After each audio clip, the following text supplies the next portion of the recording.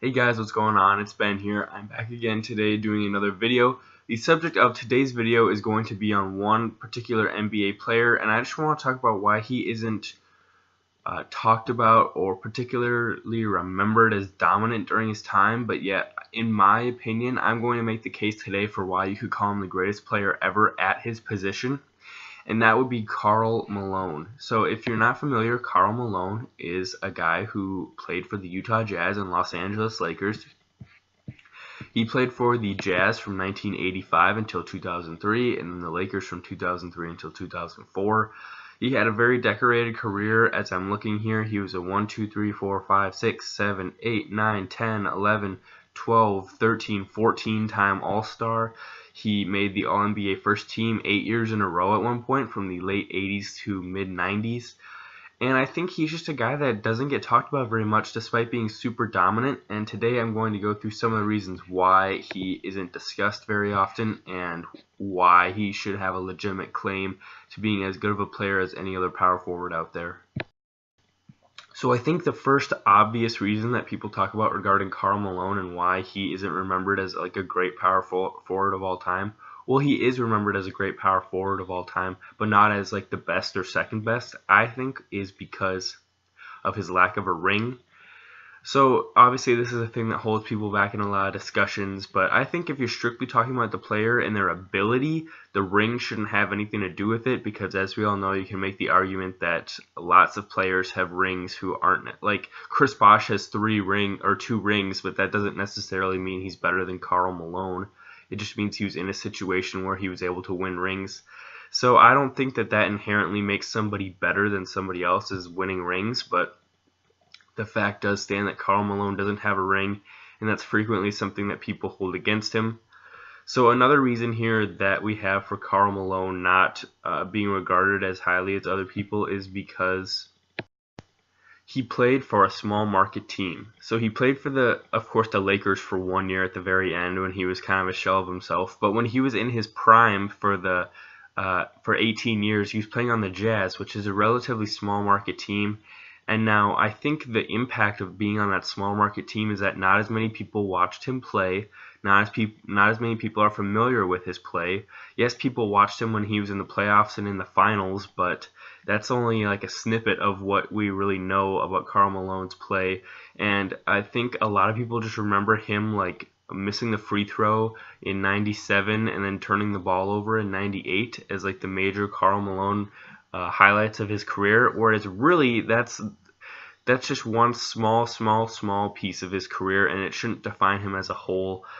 So I think people really remember him as a choker for those two things, and so people are just like, well, Karl Malone's a guy that he could put up numbers, but he's kind of like a not clutch and a bad player in the playoffs. But I think that's a poor argument, because he's basically the main reason the Jazz were getting to the Game 6 of the finals in those 2 years, and it's not like he was choking in the first round or the second round or the third round. It was just in the few small moments in the finals where even the steal isn't really him choking. It's Michael Jordan double teaming him and stealing the ball, and then the missed free throw, that is a moment where he was unclutch. But again, at the same time, he was a bad free throw shooter, so it wasn't unexpected. I think he for his career shot about 70% from the line, so it's not completely unexpected that he would miss a free throw when you add in his percentage and the high pressure situation that he was in. Even if he doesn't make those mistakes, it only would have likely forced a Game 7 versus the Bulls, and the Bulls likely would have won both of those Game 7s in my opinion. So even if he had performed adequately in those situations, I think he still would have come up short to the Bulls and gone 0 for 2 in the finals. But still, it's just something that people hold against him, the no ring thing, and then him playing in the small market. People never got to see him besides him choking, in their opinion, in the finals, so they didn't really get to see all of what Karl Malone was. Okay, so the next thing I have on here is that he played with John Stockton, and this may seem like a weird one, but I think it actually is a big factor in why Karl Malone isn't remembered as well as as well as he should be, in that he was always playing with a Hall of Fame point guard, the NBA's all-time leader in assisting. And I think people sometimes just bundle them together, like Stockton and Malone, as if they're like one person, because they played together for so long on the same team, and they just were the two halves of that classic pick and roll, and people almost bundle them together as one player. I think that's really unfair, though, because in my opinion, Karl Malone's like a borderline top 10 NBA player just on talent of all time, whereas John Stockton's like in the top 50, but I don't know if I put him top 10. And yes, I'm serious in saying that Karl Malone, not on his accolades or on his championships, but if you just take the raw talent of Karl Malone, I think he's basically right up there with anybody. Like, I'll get to that later in the video, but I think Karl Malone has tremendous talent, and his scoring numbers definitely proved it, which I'll also get to later in the video. But as for another point here, well, as for the John Stockton point, I think people kind of take something away from him in that he always was playing with a Hall of Fame point guard. Even on the Lakers, he had Gary Payton, but on the Jazz, he always had John Stockton with him, which I think people kind of make it out so that he had an easier time because he was always playing with such a talented point guard. But I don't think that should be a reason that we take away from Karl Malone, but often in the basketball community, that seems like a thing that people want to detract from a player if they play with talent. Like, how often do people say, oh, because LeBron played with Wade and Bosh, his titles were easier? Or Kobe is only a 5-time champ because he rode Shaq's coattails. People always say that, and it's so inaccurate, but it's always said. Or Scottie Pippen's only a 6-time champ because he basically rode Michael Jordan's coattails, stuff like that. And it's really annoying, but I think that people sometimes try to make that argument for Stockton and Malone, in that like neither of them would have been anywhere near as successful if they were on a team without the other, and I don't think that that's necessarily true. I think that some of their scoring numbers definitely dip, but I think and assist numbers in the case of Stockton. But let me tell you something right here. The only reason that John Stockton is the all-time leader in assisting is that he had Karl Malone to dish it off to every single freaking time besides his rookie year. And then as far as Malone, obviously he's second all-time in scoring, and that is largely attributed to John Stockton. But I think that either of them would have still been Hall of Famers without the other. I think that's a poor argument to make. Okay, next I am going to go to I think this is the third reason we're covering on here, which is or actually it's the fourth. We had the no ring, the Utah, the John Stockton, and now we have play style. So Karl Malone's play style, if you haven't ever watched him or just watched the Jazz games from back then, it isn't super entertaining. And what I mean by that is that, like, if you ever watch a guy like Kawhi Leonard play today, he scores like 25 points a game, but it's not super interesting to watch. It's just a mix of like a lot of like really average jump shots and like layups and like putbacks and stuff like that. And he'll score 25 to 30 a game, but it's not like super flashy like maybe LeBron or Giannis or something like that. Karl Malone is similar to me in that, like, you had a guy like Barkley who could, shoot a few threes, not very great at that, but he could shoot a couple. He could score from basically anywhere inside the arc, and he would do a lot of high-flying dunks, and he could get a rebound and then be the one to take it down the court and go coast to coast and score it. Karl Malone wasn't like that, in that the Jazz were so structured in their offensive system that it was always, okay, we're going to run half court. John Stockton's going to bring it up to the three-point arc. Then Karl Malone's going to come and set the screen. He's going to go for the roll, and then John Stockton's going to dish it off to him for a layup at the rim or a dunk if Malone wants to do a dunk.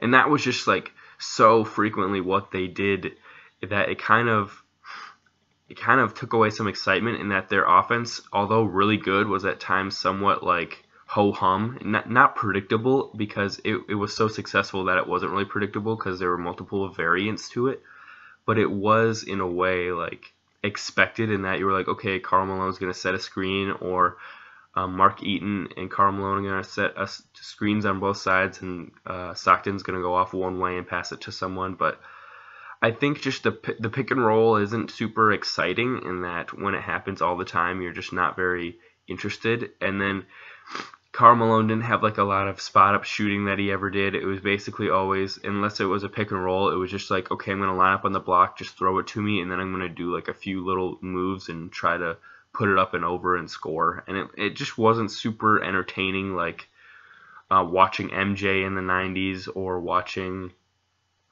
even like Clyde Drexler score was more entertaining, or Hakeem Olajuwon with all his fakes and dream shakes and stuff like that. And he just didn't have the most exciting game. Okay, so now I have one reason that's kind of two reasons bundled together, but the last reason would be that he stays out of the limelight. And so the first part of this is that he actually just has a pretty quiet personality in that he doesn't really want any attention, and after he was done playing, he basically now just hangs out like on his ranch and fishes and hunts. And so he doesn't really attract much attention whatsoever. And then the second part of this is you have these other former players, like Charles Barkley is the main one in particular, because they play the same position during the same time period and went up against each other all the time.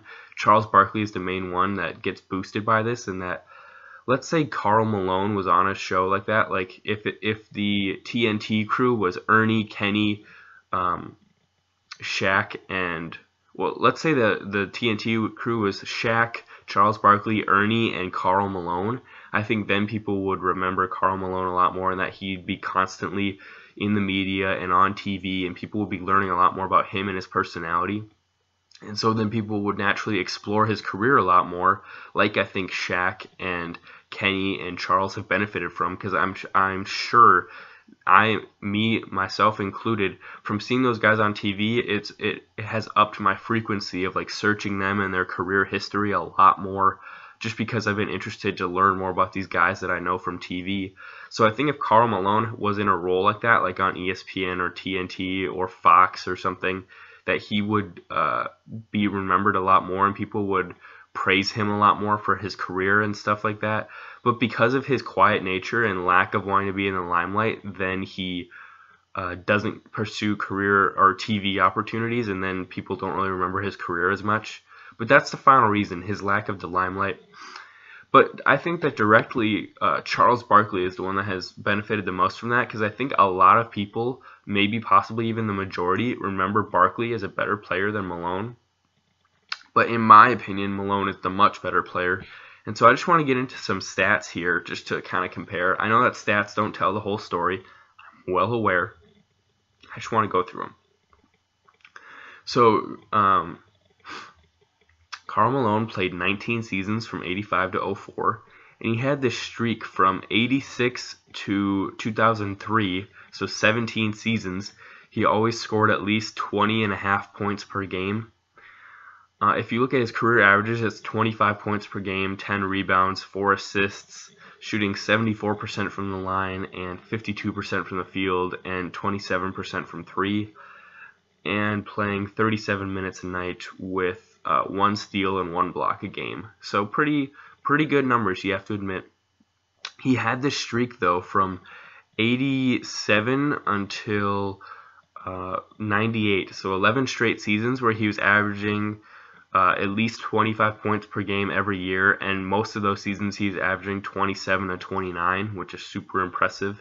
Even the seasons when he started to fall off, his next season after he broke that streak, it was 24 points per game, and then the next he jumped back up to 26, and then he went to 23 to 22. So at 38 years old, he's averaging 22 points per game. In the 2003 year, he's averaging 21 points per game at age 39. That's super impressive to me, and he's still putting in like 8 rebounds a game. The year when he's 38, he averaged 22 and 9 still, which is to me really impressive. His best year statistically, I think you'd say it was either 90 to 91, where he averaged 29 points and 12 rebounds a game, or you would say it's 89 to 90, wherein he averaged 31 points a game and 11 rebounds. So either of those you could kind of choose between, but there's kind of a frame, I'd say, where he was at his best statistically between like 87 and 98. Those are the years that I would point out as him being the best. He actually won 2 MVPs, one in 1997, where he averaged 27 points a game, 10 rebounds, 5 assists, and then they went to the finals that year, and I think they had 64 wins. And then he won one in the lockout shortened season of '99 at age 35, which is pretty old to win an MVP and pretty impressive. He averaged 24 points a game and 9 rebounds, and the Jazz had a pretty good record, I think. So that explains that. But now if you look at a guy like Charles Barkley here on the other side, he only had a 16-year career, so 3 years shorter. He averaged 22 points per game, 12 rebounds, 4 assists, 1 steal, 1 block, so pretty similar in those regards. 54% from the field, which is a little bit better. 27% from 3, 73% from the line, so similar there. All very similar stats, but he just did it basically for less time and scored less points.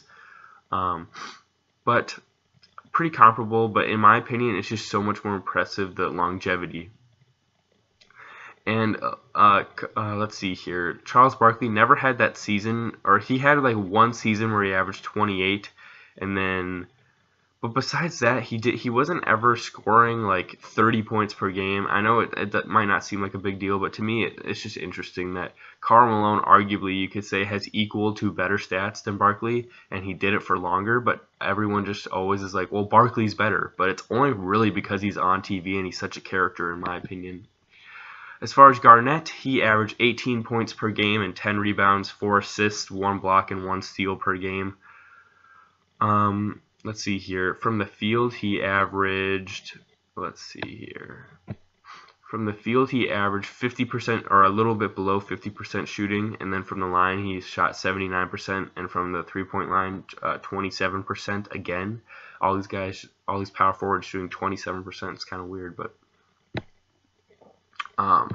it's just, to me, it's just weird that like Garnett wins one title, has arguably worse stats than Malone, but he's remembered as like a far better player just because of that one ring. But to me, I don't really see that. I'd say Malone's like, he's not as good of a defender, but I'd say him and Garnett are about equal, or because of Garnett's defense, that brings him up quite a bit for me, and it compensates for his scoring. But I think you could still easily argue Malone is a better player. The next guy I have on here is Dirk, who obviously is still playing, but his career numbers are 21 points per game, 8 rebounds, 2 assists, 1 steal, 1 block, shooting 47% from the field and 38% from 3, and 88% from the line. So again, I'd say like, if Dirk doesn't win that ring, I'd say he's probably remembered just like Karl Malone as like a guy who, you know, he's decent, but he's never gonna win. He never won a title. He's just a good player that could never get over the hump. But now I think because he's the perfect example. Because of his ring, he's remembered as like a lot better than what he would have been remembered as otherwise. But he's still the same player, honestly. That's just interesting to me how that works. Like, I love Dirk. I think he's great, and I think the title does mean a ton, and it is worth a ton. But I don't know if he's better than Karl Malone per se. It just happens that he won a ring. And then next I have Tim Duncan on here, and Tim Duncan is one that I would really like to make a case about. And so Tim Duncan's career stats: he played for 19 seasons, just like Malone. His numbers are 19 points per game, 11 rebounds, 3 assists, 1 steal, 2 blocks per game, shooting same percentage from the field as Malone, 51, and 18% from 3, and 69% from the free throw line.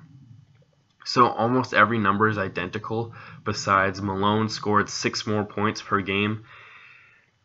And again, here's what I'm going to say. I think that if you sub in Karl Malone for Tim Duncan during the course of their entire careers, because they both played 19 seasons, if you drop Karl Malone in as a rookie in '97 and have him play until 2016, I think it's very likely that you could say that the Spurs still win 4 to 5 rings, but just with Malone instead of Tim Duncan. And I think that people just hold it against Malone, the ring thing, but in my opinion, if he was in a situation where he was surrounded with more talent and didn't play during the dominant Michael Jordan era, if he played in the 2000s in his prime, I think he would have easily won a ring. Like in those years where the Pistons were winning, or the Heat were winning, or even the Spurs in 2005 and 2007. I think if that Jazz team played then, they could have easily won a ring. Not easily, but I think they would have had a really good shot. And so I think just the title thing really holds them back, and ultimately, a lot of people just remember him as like a stat stuffer who was really good during the regular season, and then the only thing they remember about his playoff performances is him missing the free throw and losing the ball to Michael Jordan. And really, there's so much more to Karl Malone's playoff career than that, but that's all that gets remembered, unfortunately. Okay, hope you guys liked the video. I put a little bit of work into this one to figure out some stats and stuff like that, but I know maybe I'm coming off as like too biased in favor of Karl Malone, but I think that he is just a guy that doesn't get enough credit for his ability, and because of how he played or where he played or who he played with, people don't remember him like they should. Again, hope you guys enjoyed the video. Hope you have a good day, and I'll see you next time. Bye.